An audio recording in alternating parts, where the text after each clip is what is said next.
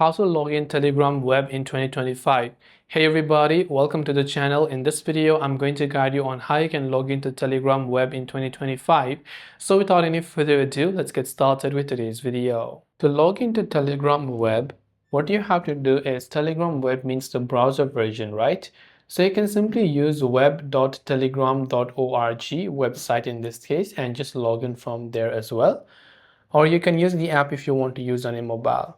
So what you can do is you can simply type in your country as well as your mobile number here. So just type in your country code, and when you've done that, you also want to make sure to type in your phone number as well. So here you can go to your phone number and type in your phone number, and once you verify this phone number by tapping the next button, you'll be able to log in. If you're using on web browser and so on, you can select login by QR code. Telegram will give you a QR code which you have to basically scan from your mobile.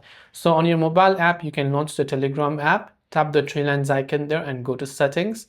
From here you can go to this option called different options. Here you can go to devices, select link a desktop device and scan the QR code that Telegram displays to you from here.